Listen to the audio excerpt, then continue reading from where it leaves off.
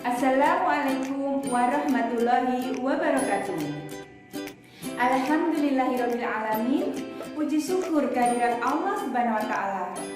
Bahwasanya pada kesempatan kali ini saya Tuti Arimurti, guru SMA Negeri 1 Purwokerto, akan menyampaikan materi-materi pada pelajaran biologi.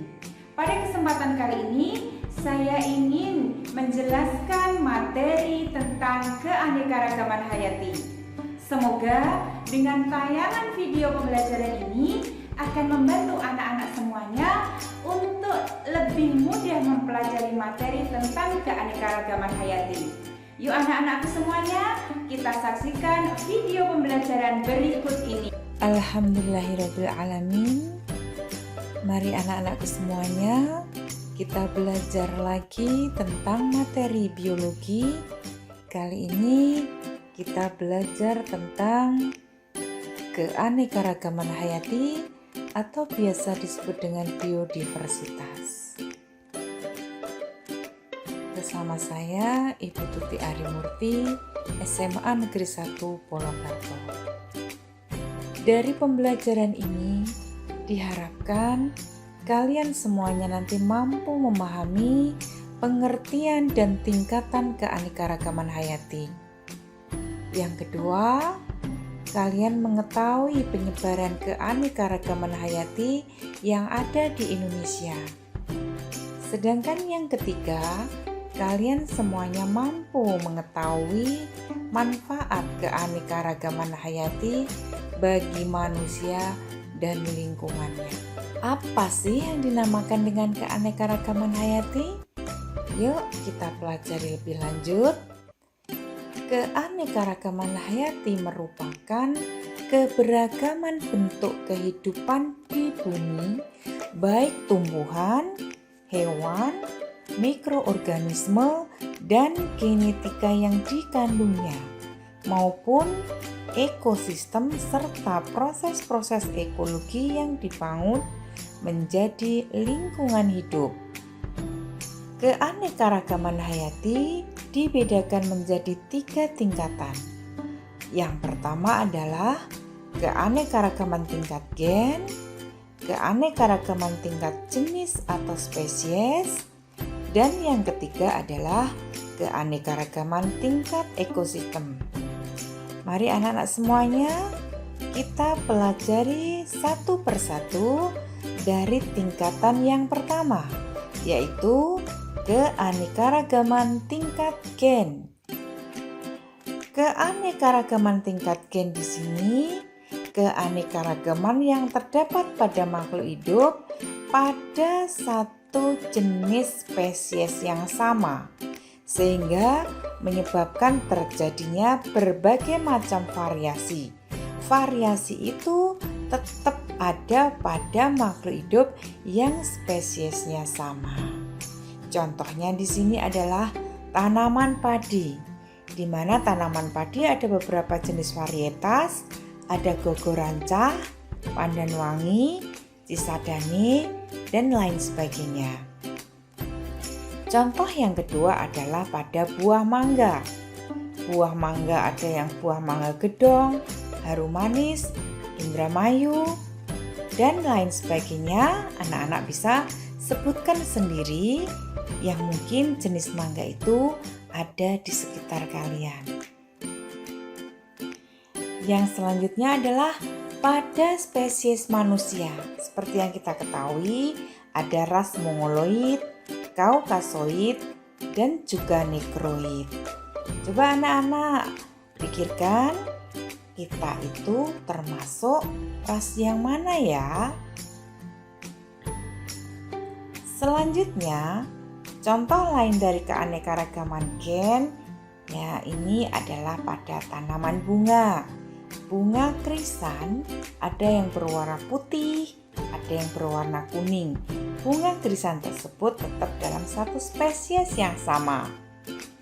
Yang selanjutnya adalah adanya variasi warna pada rambut kucing. Nah, kalian lihat ada kucing yang berwarna putih, ada yang kucing berwarna hitam, ada kucing yang berwarna krem. Nah, anak-anak mungkin bisa amati di sekitar lingkungan kalian warna kucingnya apa lagi ya. Lanjut anak-anak semuanya, yang selanjutnya adalah keanekaragaman tingkat jenis.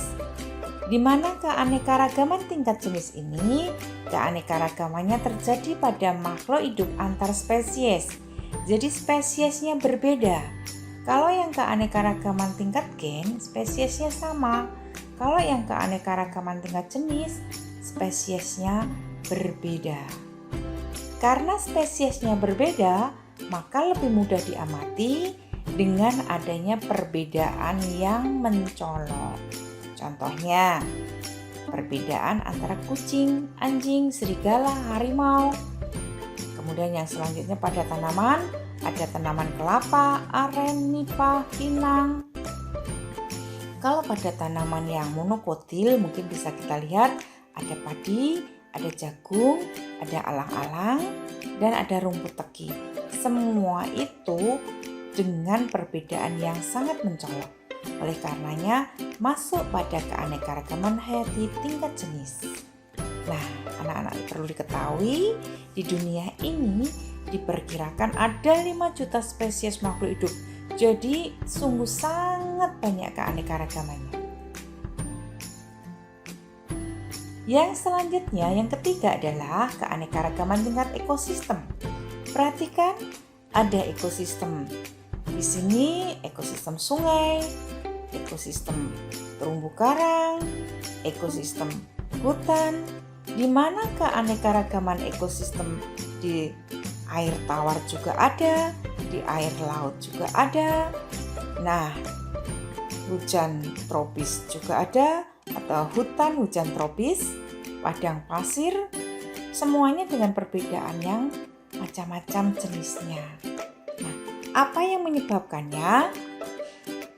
Keanekaragaman ekosistem disebabkan karena adanya perbedaan kondisi komponen biotik dan abiotik pada setiap tempat. Jadi, ekosistemnya, komponen biotiknya berbeda, abiotiknya pun juga berbeda. Materi selanjutnya anak-anak, mari kita pelajari lebih lanjut tentang keanekaragaman atau biodiversitas khusus yang ada di Indonesia. Apa sih keunikan dari keanekaragaman hayati yang ada di Indonesia? Yang pertama, keanekaragaman hayatinya sangat tinggi. Yang kedua, memiliki tumbuhan tipe Indomalaya yang arealnya paling luas. Yang selanjutnya, mempunyai hewan tipe oriental, Australian, dan juga tipe peralihannya. Banyak hewan dan tumbuhan langka yang ada di Indonesia. Contohnya, ada komodo, burung maleo, burung cendrawasih, badak Jawa, orangutan, dan juga ada makhluk hidup atau hewan atau tumbuhan yang merupakan hewan dan tumbuhan endemik atau hewan dan tumbuhan yang ada hanya di Indonesia saja. Contohnya adalah badak bercula 1, komodo, Rafflesia arnoldi, jalak Bali, serta burung cendrawasih. Masih kelanjutan dari keanekaragaman hayati yang ada di Indonesia, di mana keanekaragaman hayati di Indonesia ini banyak sekali. Ada keanekaragaman fauna dan ada keanekaragaman flora serta ada keanekaragaman mikroorganisme. Kita lihat penyebaran fauna di Indonesia. Penyebaran fauna di Indonesia nanti dibedakan menjadi 3 wilayah.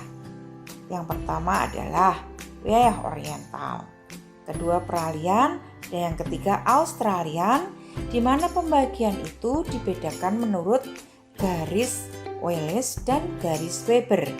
Yuk kita lanjut pada pembahasan selanjutnya. Keanekaragaman fauna di Indonesia Nah, kita lihat contoh yang tipe oriental, ada gajah, ada sapi, ada kambing, ada kerbau. Kemudian yang tipe Australian ada merak. Nah, lanjut. Untuk tipe yang Australian masih ada ini burung merpati. Ya, kemudian burung merpati yang bermahkota, tapi khusus ya. Termasuk juga di sini ada burung kakak tua. Keanekaragaman fauna di Indonesia untuk daerah peralihan. Contohnya di situ kuda, kuskus kerdil, dan juga komodo. Dan ini memang hanya ada pada wilayah peralihan di Indonesia. Lalu bagaimana keanekaragaman flora yang ada di Indonesia? Tidak kalah dari keanekaragaman fauna, keanekaragaman flora di Indonesia itu sangat banyak. Ada flora di kawasan barat Indonesia, kemudian juga ada flora di kawasan Indonesia bagian timur. Flora di kawasan Indonesia barat, misalnya ada meranti, khususnya ya. Kemudian yang di daerah timur ada matoa. Nah, ini kita lihat gambarnya itu. Keanekaragaman mikroorganisme di Indonesia juga sangat banyak. Indonesia merupakan salah satu negara terkaya akan plasma nutfah, termasuk mikroorganisme. Sekurangnya ada 10.000 jenis mikroorganisme yang hidup dan berkembang biak. Mikroorganisme dapat berupa bakteri, jamur atau fungi, dan juga protozoa. Berikut contoh mikroorganisme dalam kehidupan. Misalkan ada jamur Rhizopus oryzae, jamur Rhizopus oligosporus yang berperan dalam pembuatan tempe. Selanjutnya ada jamur Aspergillus wenti, Aspergillus soya yang mana berperan dalam pembuatan kecap. Contoh yang ketiga adalah bakteri Lactobacillus, berperan dalam pembuatan terasi dan lain sebagainya.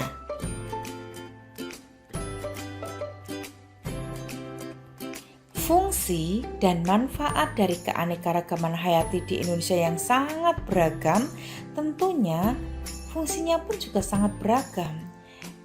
Kita lihat coba untuk fungsinya.